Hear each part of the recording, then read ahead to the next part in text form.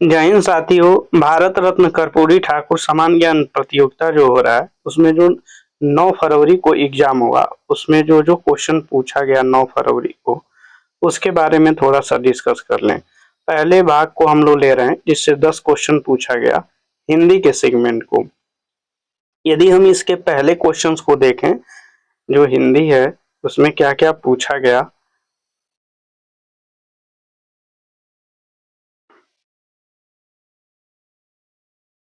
ध्यान दीजिएगा। पहला क्वेश्चन था कि वर्णमाला कितना होता है, वर्णमाला पूछा है। तो अधिकतर बच्चों ने इस सवाल का जवाब 52 मारा जो कि गलत है।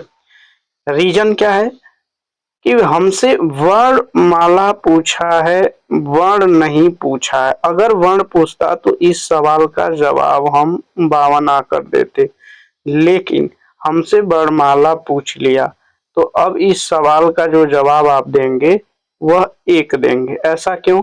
ये है वर्ण और इन वर्णों को मिला के एक माला बनाई गई, तो माला जो बनेगा वो 1 बनेगा, इसलिए इसकी संख्या हमको 1 जवाब देना था।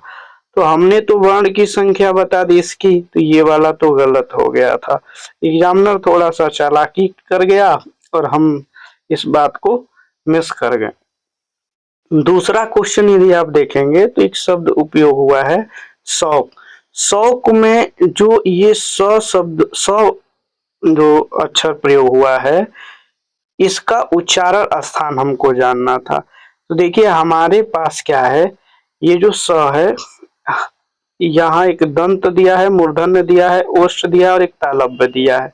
तो यदि आप इसको देखेंगे तो ये जो स होता है, 3 प्रकार के स आपको मिल जाएंगे। ये जो स होता है इसका उच्चारण जो होता है वो दंत होता है और ये जो स होता है इसका उच्चारण जो होता है वह तालव्य होता है।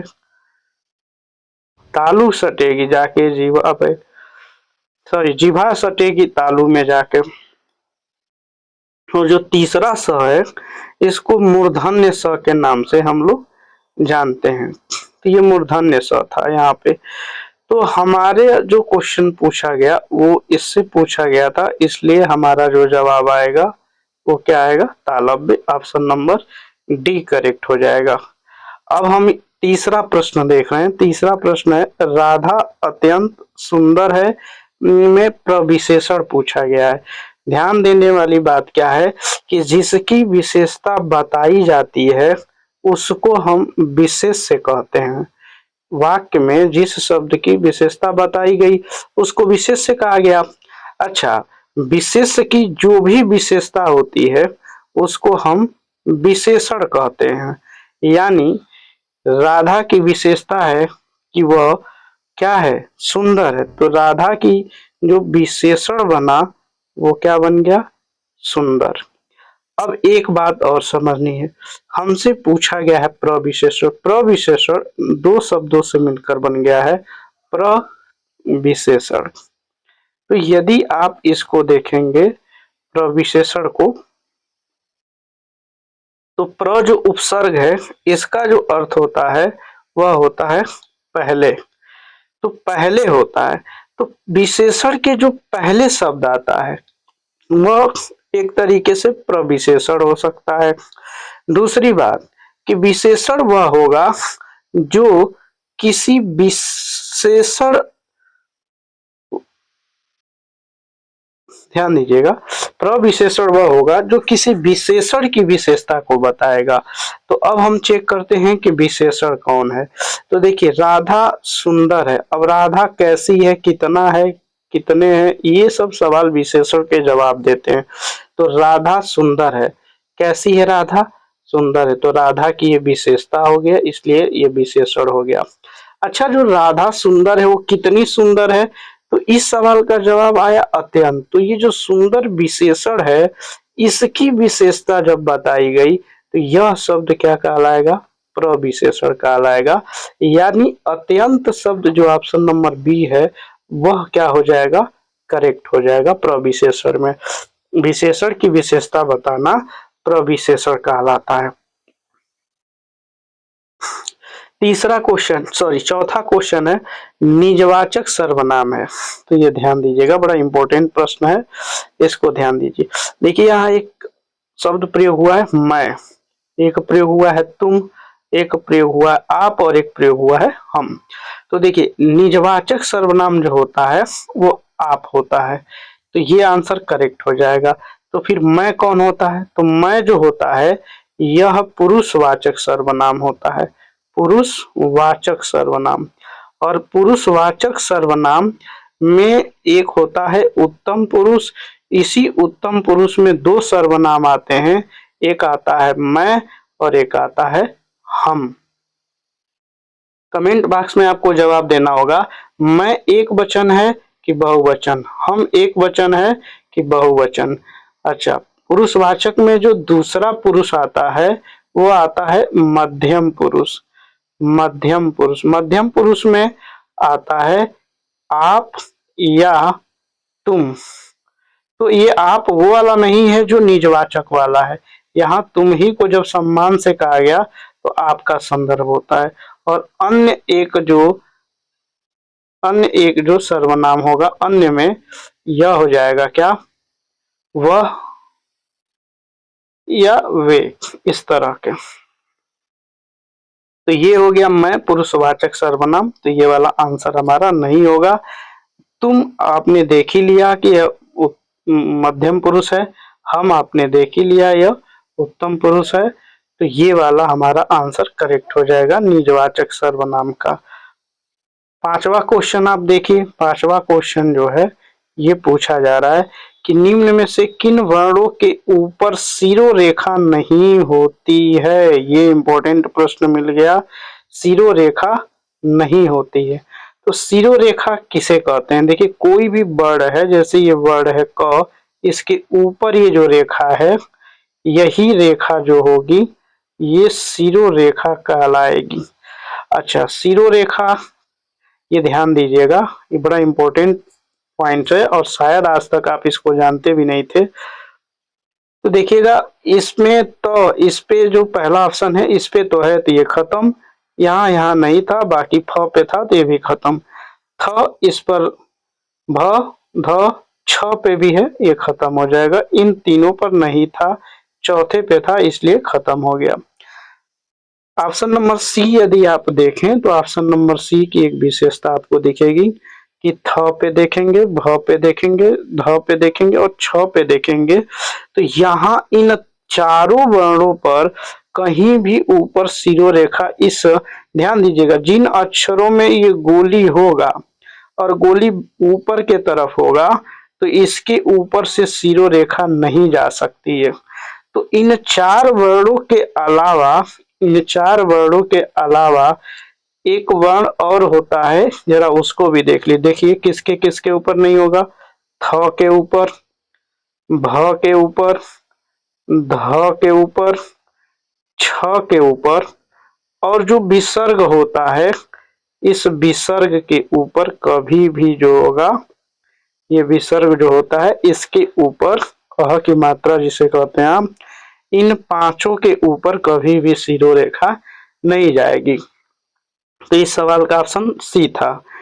अब छठवां नंबर का प्रश्न देखेंगे। कुशीनगर तीर्थ स्थल है, में कुशीनगर है, नाम है कुशीनगर, तो इसलिए यह जो होगा संज्ञा होगा। तो संज्ञा इसके पास भी था, इसके पास भी है। अब हम यदि देखें कि अब किस प्रकार की संज्ञा है, तो हमारे पास पता होना चाहिए कि कोई पुरुषवाचक संज्ञा नहीं होती है, किसी प्रकार का धर्मवाचक संज्ञा नहीं होती है।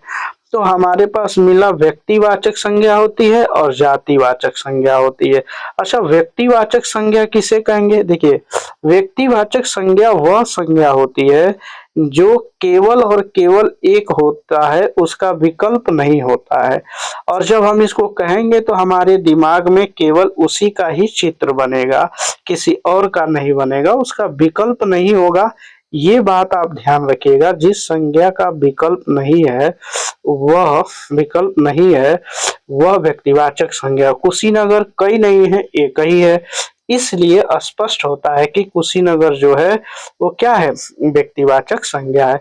जातिवाचक संज्ञा क्या है?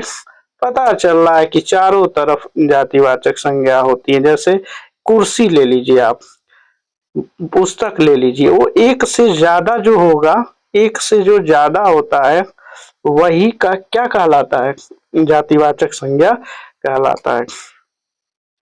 7वां नंबर का प्रश्न देखेंगे, निम्न में से किस कवि का जन्म कुशीनगर में हुआ था। ये इम्पोर्टेंट पॉइंट है और इस पे आपको विशेष तौर पे ध्यान देना होगा।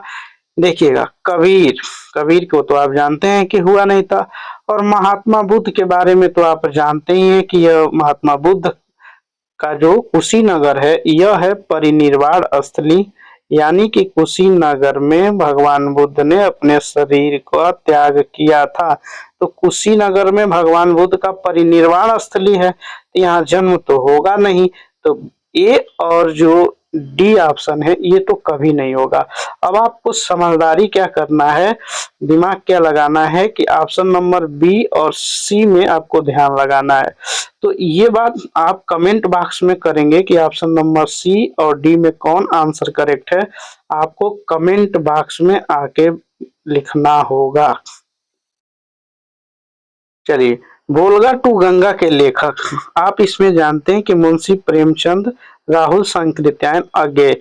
इन 8वें नंबर के भी प्रश्न को आपको कमेंट बॉक्स में ही क्या करना होगा, बताना होगा। चलिए, तो ये दो प्रश्न 7वां और 8वां का क्वेश्चन कमेंट बॉक्स में करेंगे, लेखक हैं, ताकि इनके बारे में और आप जान पाएंगे। चलिए नेक्स्ट क्वेश्चन देखते हैं। 9वां क्वेश्चन है, रात का विलोम, बहुत ज्यादा महत्वपूर्ण है। रात का विलोम, बच्चों ने दिन को मारा, उनका सवाल सही था, लेकिन हमें आगे झांकना होगा कि ए भाई यहाँ पर तो कहीं अहन नहीं है। देखिए इसको समझिए जरा डिटेल से। देखिए, रात को हम लोग निशा के भी नाम से जानते हैं, या निशा के नाम से जाना। दिन को हम लोग आहन के भी नाम से जानते हैं। तो अगर हम ये कहें कि रात का विलोम हमसे पूछा गया, तो हमारा विलोम दिन भी हुआ, और दिन को ही आहन भी कहा जाता है। इस आधार पे हमने देखा क्या कि ये जो दिन है और आहन है ये दोनों का अर्थ एक ही होगा, इसलिए ए बी दोनों वाला आंसर करेक्ट होगा। कई बार तो ये भी पूछा जाता है कि दिन रात का पर्यायवाची है, दिन रात का पर्यायवाची, तो दिन को कहा जाएगा आहन और रात को कहा जाएगा निश। तो अहरनिश ये संधि हो जाता है, जब आप संधि पढ़ेंगे ये जानेंगे, तो दिन रात का पर्यायवाची अहरनिश हो जाता है। तो इस शब्द को बहुत ध्यान देने की जरूरत होती है, ये कई बार एग्जाम में पूछे जाते हैं। लास्ट क्वेश्चन जो आपके पास मिला वह है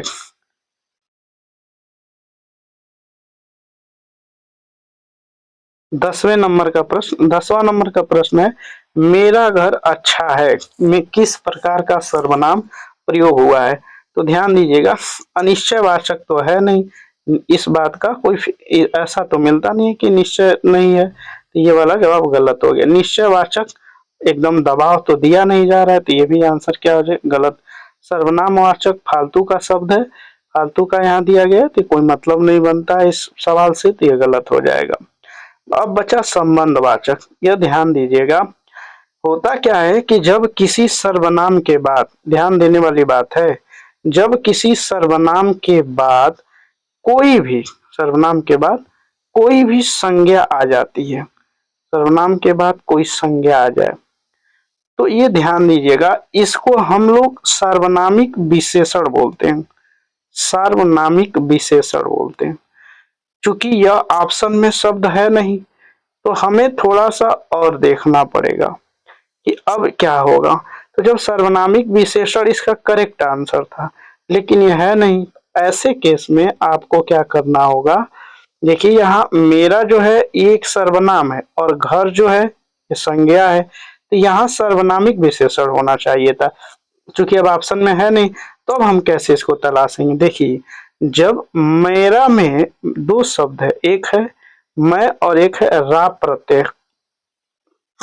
तो और इसके बाद क्या हुआ, घर आया तो घर संज्ञा हो गया है और मैं सर्वनाम हो गया है। तो यहां से अगर आप स्पष्ट कर पा रहे हैं कि इस घर में, ध्यान दीजिएगा, इस मैं से और इस घर से एक जो प्रत्यय है यह क्या कर रहा है, जिसको आप कारक भी बोल सकते हैं, संबंध स्थापित कर रहा है, जिसमें आप संबंध कारक की विभक्ति भी पढ़ते हैं, का, की, के, रा, री, रे, ना, नी, ने। ये किसी वाक्य के बीच में, शब्द के बीच में आके दो शब्दों के बीच में संबंध स्थापित करते हैं।